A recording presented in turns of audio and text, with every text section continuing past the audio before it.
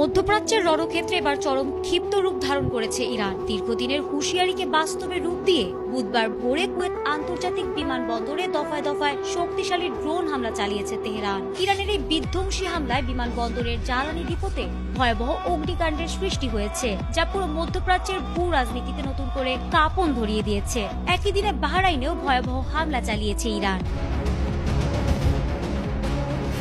মূলত এই যুদ্ধে মুসলিম দেশগুলোর দিক থেকে কোনো কার্যকর সহযোগিতা না পেয়ে ইরান এখন একাই লড়াইয়ের ময়দানে নেমেছে। অনেক মুসলিম রাষ্ট্র ভ্রাতৃত্বের হাত না বাড়িয়ে উল্টো ট্রাম্প ও ইসরায়েলি প্রশাসনের পক্ষ নেওয়ায় তেহরান আরো ক্ষুব্ধ হয়ে উঠেছে। শত্রু পক্ষকে সুবিধা করে দেওয়া এই দেশগুলোর বিশ্বাসঘাতকতা আর ওয়াশিংটনের কপট যুদ্ধবিরতির প্রস্তাব সবকিছুকে বৃদ্ধাঙ্গুলি দেখে ইরান এখন নিজের শক্তিতেই একের পর এক বিধ্বংসী আঘাত হেনে চলেছে।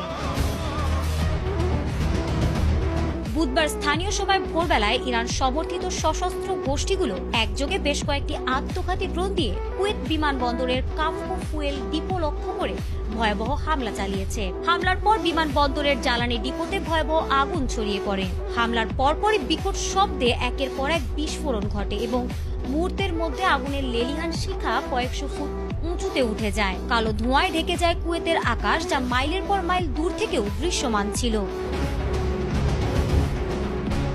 ভয়াবহ এই হামলায় ড্রোনগুলো সরাসরি বিমানবন্দরের জ্বালানির সংরক্ষণাগার বা ফুয়েল ডিপো লক্ষ্য করেই আঘাত হানে। কুয়েতি কর্তৃপক্ষ জানিয়েছে এই হামলায় বেশ কয়েকজন আহত হয়েছেন এবং যাত্রী টার্মিনালেরও ব্যাপক ক্ষয়ক্ষতি হয়েছে। এর আগেই কর্তৃপক্ষ জানিয়েছিল ড্রোন হামলায় বিমানবন্দরের রাডার ব্যবস্থা মারাত্মকভাবে ক্ষতিগ্রস্ত হয়েছে।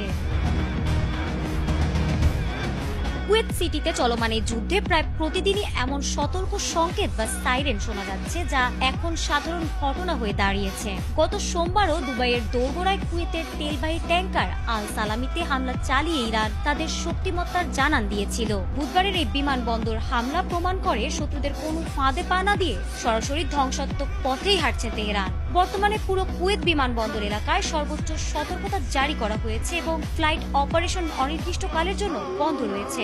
সব মিলিয়ে যুদ্ধ পরিস্থিতি ক্রমেই আরো তীব্র হয়ে উঠছে বলে ইঙ্গিত পাওয়া যাচ্ছে। ইসরায়েল ও যুক্তরাষ্ট্রের সঙ্গে চলমান উত্তেজনার জেরে ইরান এখন সরাসরি আক্রমণাত্মক পথই বেছে নিয়েছে। কুয়েতের মতো কৌশলগত অবস্থানে হামলা চালিয়ে ইরান বিশ্ববাসীকে যেন এই বার্তাই দিতে চাইছে তারা এখন আর কেবল রক্ষণাত্মক নয়, বরং প্রয়োজনে যে কোনো সীমা অতিক্রম করতে প্রস্তুত। কুয়েত সরকার এই হামলাকে তাদের সার্বভৌমত্বের ওপর চরম আঘাত হিসেবে বর্ণনা করে এর কঠোর নিন্দা জানিয়েছে। মধ্যপ্রাচ্যের রণক্ষেত্রে এবার চরম ক্ষিপ্ত রূপ